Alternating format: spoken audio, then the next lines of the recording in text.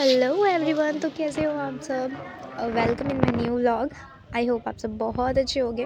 तो आज के व्लॉग में मैं आपको मेरी मासी की धनपट्टी यानी जो हमारे यहाँ यूपी में शादी होने से पहले धान बांटा जाता है, जो शुभ कार्य होता है एक, तो उसकी जो भी रस्में होती हैं वो मैं आपको दिखाऊंगी। और उससे पहले मुझे ये घर में खाना बनाने का काम सौंप दिया गया था, तो वही ये काम पहले निपटाना था ज़रूरी। तो फिर मैंने सब्जियां फ्राई करके इसमें मसाले वगैरह डाल के अच्छे से स्पाइसेस फ्राई कर लिए थे, और इसमें वेजिटेबल ऐड करके मसाले में मिक्स करके फिर मेरे को लास्ट में मासी ने बोला मटर भी डालनी है, उसके बीच में ये पैकेज आ गया।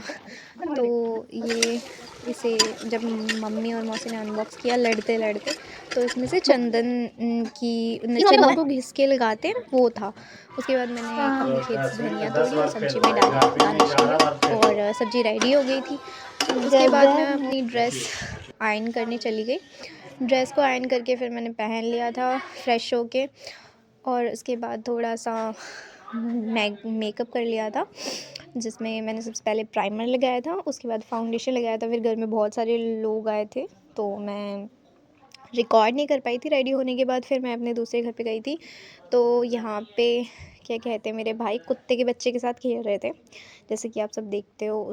उसके बाद फिर गाड़ी आई और हम लोग उसमें बैठे और चले गए सीधा मौसा जी के घर।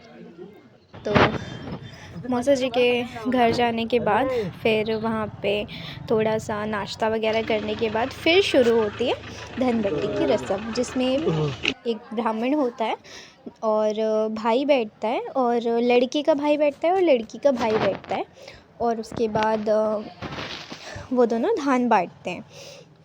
ऐसी कुछ रस्में होती हैं, तो वही सब करनी थी, इसलिए हम लोग गए थे। और शगुन लेके जाते हैं लड़के के लिए, जो भी कपड़े वगैरह होते हैं, मतलब हर एक ज़रूरत का सामान, even comb, perfume, Colgate, brush, सब कुछ लेके जाते हैं हम लोग।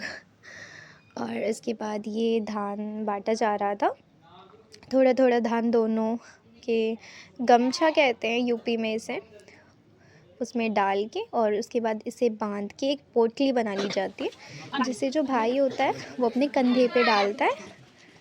और उससे पहले ये जो शगुन लगन पत्रिका कहते हैं इसे, वो था, वो दोनों के उसमें डाल दी गई थी, झोली में या पोटली जो भी कहो आप, उसमें डाल दी गई थी। और उसके बाद इससे पोटली बना के फिर कंधे पे ले लिया था इन्होंने।